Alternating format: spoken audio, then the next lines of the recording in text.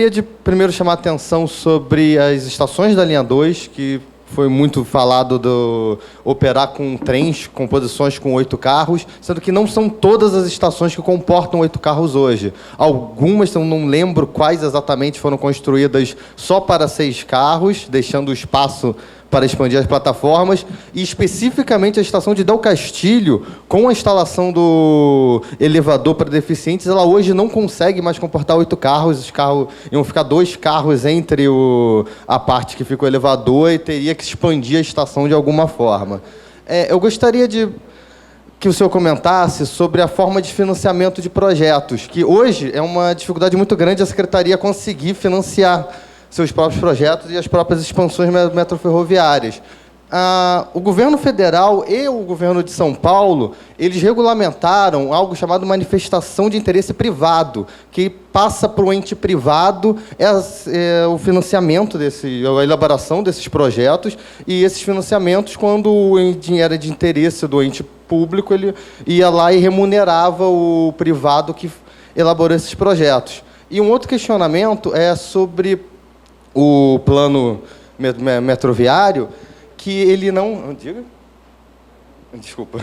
Sobre o plano metroviário, que, de novo, eu já fiz essa pergunta para o senhor. Se um dos planos é transformar o ramal Deodoro no metrô de superfície, e também o ramal de Gramacho, por que não o plano não se chama metro ferroviário, não só metroviário? Porque a malha da supervia também não é expandida a fim de ela conseguir captar mais passageiros e distribuir melhor esses passageiros ao longo não só da cidade do Rio de Janeiro, mas como da Baixada Fluminense, como conectar o pessoal lá de Magé, que hoje demora 3 horas para chegar no centro do Rio, porque o ramal da Métrica tem que fazer 2 baldeações e não vem direto, enquanto o pessoal de Japeri consegue fazer isso em 45 minutos. Muito obrigado, secretário. Bom, obrigado pela pergunta. Com relação à linha 2 do metrô, você tem razão. A expansão da linha 2 no metrô não significa investimentos apenas no trecho Estácio Carioca Praça 15. Uma série de investimentos também terão que ser feitos, e isso vai estar no nosso projeto de engenharia, no restante da linha 2. Seja da adaptação de algumas estações para vagões de 8 carros, existem algumas adaptações que serão necessárias, a eletrificação, uma série de infraestruturas serão necessárias para que nós possamos receber essa quantidade muito maior de trens e de passageiros. Então, o projeto não está restrito apenas ao trecho Estácio Praça 15, mas é um projeto que vê o trecho Estácio Praça 15 e todos os outros investimentos que são necessários no restante da linha 2 para que nós possamos receber o carregamento que nós queremos. Então, ele não está limitado apenas a isso. Serão necessários investimentos nas estações existentes da linha 2, investimentos em subestações elétricas, investimentos em uma série de quesitos, sinalização, por exemplo, que serão necessários para que a gente possa ter esse sistema em funcionamento adequado. Aqui no Rio, sua segunda pergunta, aqui no Rio, nós temos também regulamentadas as PMIs, que são as propostas de manifestação de interesse, que o poder público pode lançar ao mercado, e o mercado apresentar a proposta, ou vários, ou uma, e aí, a partir da apresentação dessas propostas, o Estado analisa e encaminha o desenvolvimento ou a implantação de determinado projeto. Isso é uma modalidade que ajuda, muitas vezes, o Estado não ter que despender recursos na contratação de um determinado projeto. Para você ter uma ideia, na linha 3 do metrô foi feita uma PMI, a questão de 3 anos atrás, mais ou menos, a mais para o modal monotrilho. Então, foi feita uma PMI, foi apresentado um projeto de PMI para o modal de monotrilho. A ideia, até o ano passado, era implantar o modal monotrilho na linha 3, e nós revimos essa posição, enfim, uma vez que, na avaliação dos nossos técnicos e de muita gente que a gente conversou, o monotrilho não daria a capacidade de carregamento necessário para atender aquela demanda. Mas foi feita através de uma PMI. No caso aqui da linha 2, não é necessário uma PMI, porque já está licitado, o concessionário está contratando, porém, certamente nós poderemos lançar mãos de PMIs no caso de outros projetos de expansão metroviária. Oi? Também também a MIP e o PMI. Nós podemos, as duas são regulamentadas no Rio. Por exemplo, para o saneamento, tem algumas MIP sendo lançadas. Então, enfim, esses são mecanismos que estão à nossa disposição. Uma outra, e com relação à sua última pergunta relativa à rede ferroviária, o nosso plano diretor metroviário estará em linha com o planejamento ferroviário, sem dúvida nenhuma, e estará propondo, inclusive, pontos de integração e possibilidades de junção, integração ou complementação das malhas. Isso vai estar sendo levado em consideração, nós vamos trabalhar em conjunto, tá certo? Senhor Gilberto, obrigada. Depois é o senhor Jorge, depois o senhor Márcio. Boa noite a todos. Boa noite, secretário. Boa noite, colega McDowell. Bom, eu tinha até uma pergunta que um colega já fez sobre a ligação lá para Jacarepaguá, lá para a freguesia. E as outras duas perguntas são rápidas. Uma, até dirijo também ao colega McDowell, sobre se a ligação para São Gonçalo, se haveria uma alternativa de se fazer através de barcas. Porque nós temos ali uma baía ali imensa, né? E, diante dos custos, né, de se fazer um metrô, poderia-se também pensar em fazer um transporte através de barcas para São Gonçalo. Por que não? Entende? Se isso já foi pensado, inclusive, pelo colega McDowell. Tá? Olha, eu vou responder você e passar para o McDowell. Sem dúvida nenhuma, essa é uma das alternativas possíveis em estudo. Nós temos dois desafios com relação à ligação aquaviária de São Gonçalo com o centro da cidade. Nós estamos agora trabalhando, recebemos uma autorização do Ministério dos Portos para que o INPH, o Instituto Nacional de Pesquisas Hidrográficas, faça um levantamento, uma batimetria do assoreamento da Baía de Guanabara, tanto na aproximação com São Gonçalo, quanto na aproximação com o Duque de Caxias. Esse trabalho está sendo feito pelo INPH. Existe um assoreamento importante da Baía de Guanabara nas duas laterais, e existe também um outro desafio físico importante, é que o grosso da população de São Gonçalo está concentrada na margem oposta da BR-101 Norte, e não na lateral, na costa, nas margens da Baía de Guanabara. E para nós implantarmos esse sistema de transportes aquaviários na Baía de Guanabara, no litoral de São Gonçalo, nós teríamos que ter importantes investimentos viários de ligação do centro populacional principal do município com a costa. Não adianta eu implantar uma ligação de barca se eu não consigo trazer o passageiro da Alcântara, do Columbandê, de Mauá, do Zé Garoto para a lateral. O município de São Gonçalo é um município muito adensado, é um município com interligações viárias extremamente complicadas, então esse seria um outro desafio a vencer, ou seja, como que você conecta a massa populacional de São Gonçalo com a costa, e como você da costa, enfim, a implantação da estação, a questão de dragagem e depois a ligação com a Praça 15. No caso de Duque de Caxias, nós temos o mesmo dificultador. O dificultador inicial, a ponte da linha vermelha, que faz a ligação do continente com a Ilha do Governador próximo ao Galeão, é muito baixa, ela não dá permissão de passagens de embarcações de maior porte. A solução para você ter um transporte de maior capacidade seria você dar a volta na Ilha do Governador inteira para encostar na lateral da Ilha do Governador, e naquela área da Ilha do Governador, próximo à BR-040, você tem um espelho d'água muito pequeno, você começa com uma profundidade de 10 centímetros e vai avançando, isso o IPNH vai ver com a gente, e novamente nós teremos a questão do grosso centro populacional de Duque de Caxias, não está na costa da Baía de Guanabara, está mais adentro do continente, nós temos que fazer ligações viárias até a costa da Bahia. Isso passando por um eixo ferroviário já implantado, que também é uma coisa que tem que ver se faz sentido esse investimento. Mas são possibilidades que nós estamos estudando no transporte aquaviário, e eu acho que o McDowell pode me ajudar também aqui nas respostas. Ali, devido ao assoreamento, esses problemas que o secretário levantou, existe uma possibilidade de fazer para um overcraft, com 300 lugares, que esses overcrafts eles estão hoje com um preço bem acessível, né?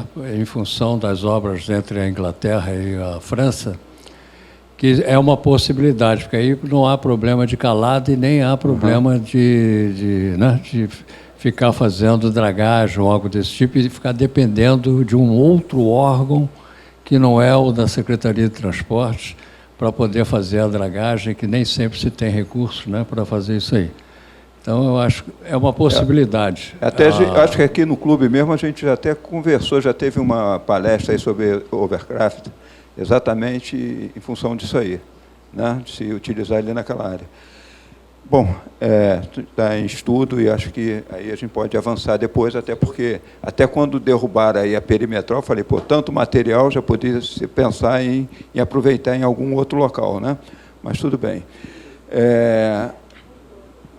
Pois não. A segunda é só uma consideração que eu vou fazer, em função do momento triste que a gente vive no nosso país, e quando a gente fala que em novas obras, eu gostaria só de deixar aqui a minha consideração e saber se o secretário, lógico que a gente sempre quando vê um homem público que está chegando, que se impõe aí, que eu tenho visto aí, né, e a gente acredita que são pessoas decentes, honestas, e que vão trabalhar realmente para a população com toda isenção, né? E qual o tipo de controle hoje que a gente pode fazer e que pode deixar claro, inclusive, para entidades como o Clube de Engenharia, para a gente poder ter esse negócio mais de perto controlado, com relação a essas contratações que vão ser feitas, entende? E esse acompanhamento que nós poderemos fazer através do clube, do fórum, entende? Acompanhar essas obras, para que uma obra que vai custar 300 milhões, depois não saia por 3 bilhões, como tem acontecido aí, né? Que já poderiam se fazer muitas outras obras. Então, essa é a consideração que eu gostaria de deixar aqui, para que a gente também pense e que possa fazer tudo isso aí junto com a sociedade. Só isso aí. Obrigado. Acho que esse é um grande desafio que nós temos mesmo como sociedade. Esse tema está, inclusive, em discussão no Congresso Nacional. Acho que a gente pode avançar e muito nessa questão de contratação de obras públicas, que, enfim, um modelo que nós temos certamente não deu certo. Vamos lá. Boa noite, prazer. Meu nome é Márcio Romero, eu não sou da área de transporte, mas eu estou vindo aqui tirar uma dúvida. Primeiro eu quero dizer que eu não fui na Kombi para ver o jogo do Botafogo no Engenhão, mas eu fui de trem e a volta demora. A ida foi fácil, vai central e volta, mas a volta demora um pouquinho. Aí eu parei de trem. Você tem razão, só como fazer esse seu comentário, a gente tem que mudar um pouco a operação do sistema ferroviário no Engenhão, da volta. Porque o trem fica esperando, parece que o último, enfim, passageiro sair, e não é a maneira adequada. Nós estamos fazendo todo um estudo dessa operação de ida e de volta do estádio, e nós vamos implantar isso para os Jogos Olímpicos, e para o torcedor do Botafogo vai ser o grande legado. Espero. Você vai e vai voltar de trem e bem, você pode ter certeza. Mas a minha pergunta eu sei que é da área da prefeitura, a obra, mas é uma curiosidade não do engenheiro de transporte. O senhor disse que o transporte rodoviário tem queda no início da sua apresentação. Por que eu, na minha visão, a Avenida Brasil pedia, no meio dela, pedia um metrô de superfície. Estava ali pedindo um metrô de superfície. E não foi feito. Queria saber por que, tecnicamente, a prefeitura optou pelo BRT. Porque, tecnicamente, ali não se estudou uma viabilidade de fazer um metrô naquela região de superfície, que, a longo prazo, eu acho que vai ser melhor do que o BRT, na minha visão. Perfeito. Olha, eu, enfim, estou no Estado, não tenho procuração da Prefeitura para responder, mas vou responder, enfim, com o que eu conheço dessa história. Porque eu fui da Prefeitura há bastante tempo. A decisão pelo BRT, Bom, a Prefeitura está construindo 4 BRTs, né? O Transoeste implantado, o Transcarioca implantado, o Transolímpico em implantação e o BRT Transbrasil, que é esse que você menciona. Pensando no modal BRT como um todo, e depois a gente vou comentar especificamente com relação da Avenida Brasil, é o seguinte: a Prefeitura, o prefeito tomou uma decisão pragmática quando ele optou pelo modal BRT, nos corredores que se apresentavam. Nós estamos aí, para você ter uma ideia, nós vamos estar, quando todo o sistema estiver pronto, com mais de praticamente 200 quilômetros de BRTs implantados aqui no Rio de Janeiro, quase 200 quilômetros. Se você comparar com a rede da Supervia, que é uma rede de 270 quilômetros, que foi construída desde 1858 até, enfim, meados do século passado, foi construído em 100 anos, né, mais ou menos, pouco mais de 100, 110 anos o que se construiu em termos de ferrovia. A decisão do prefeito foi a seguinte: eu tenho alguns eixos de transporte que eu tenho que atender no curto prazo, eu tenho para implantar esse projeto 5, 6 anos, no máximo, e eu tenho disponibilidade de recursos X. E, dentro das opções possíveis de modais de transporte, o que viabilizava essa implantação no prazo e no custo que se tinha, era o modal BRT. E, obviamente, que os estudos de capacidade, por isso esse sistema de BRT foi feito num trinário, levou em consideração o limite de capacidade do BRT para que você divida o público. Nós estamos no processo de implantação, nós não estamos com o sistema pronto. Por isso, nós ainda temos pressão de sobrecarga, sim, no horário de pico, principalmente no BRT Transoeste, que nós acreditamos que vai estar equilibrado com a implantação do BRT da Transolímpica. No caso específico da Avenida Brasil, se estudou, sim, a possibilidade de implantação de um metrô elevado por superfície ou de um metrô leve de superfície no eixo da Avenida Brasil. Essa hipótese foi considerada e ela não foi levada a cabo por 2 questões. Por uma questão de custo, o principal limitador da Prefeitura foi custo versus tempo. Eu tenho a oportunidade dos Jogos Olímpicos, foi a maior desculpa que o Rio de Janeiro arranjou em 450 anos para atrair investimentos do governo federal. Eu tenho uma data limite para concluir os meus projetos e se tomou uma decisão pragmática do prazo versus tempo versus recursos para fazer a implantação. A opção do metrô elevado ou do veículo leve sobre trilho elevado foi considerada, mas se optou por questões de custo e de prazo de implantação, mas principalmente de custos, a implantação do BRT e a conexão do BRT Transbrasil com os outros BRTs municipais, que era o modal escolhido pela Prefeitura. Então, se optou por ficar em um único modal essa implantação. Essa foi o racional por trás dessa decisão. Obrigado a você. Boa noite, secretário. Meu nome é William, sou ex-metroviário, sou do Fórum de Mobilidade, né? Sou fundador do metrô linha 4 que o Rio precisa, enfim, estou nessa área já há algum tempo, né? E a minha especialização no metrô era operacional. Trabalhei mais de 2 décadas operando o metrô aqui do Rio, né?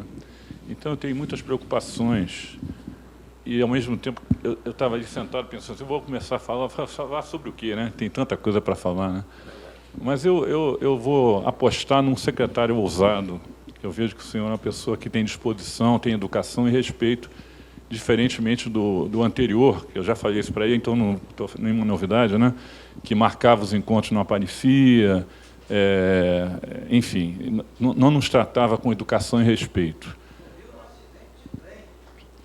Então, talvez um secretário ousado, e isso tudo que eu já mencionei agora, possa modificar certas coisas.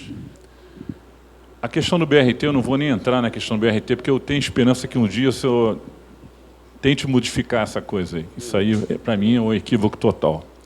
Independente de fazer o que podia fazer, porque é o que tinha de dinheiro para fazer e o tempo para fazer, eu acho que a população do Rio de Janeiro não merecia isso.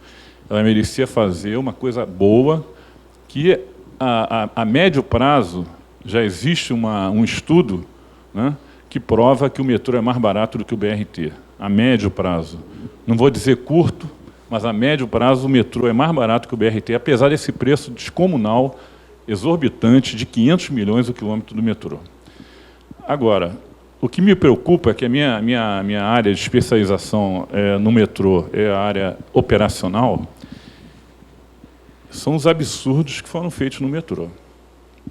E agora, né, esse interesse, porque está vendo que a situação da linha 2 está estrangulada, né, e tem que se fazer a linha 2 até a Praça 15, e tem essa questão das barcas, que o McDowell falou muito bem, né, já pensou? Começa a vir um monte de gente de lá e o cara sai igual uma barata tonta, ou então igual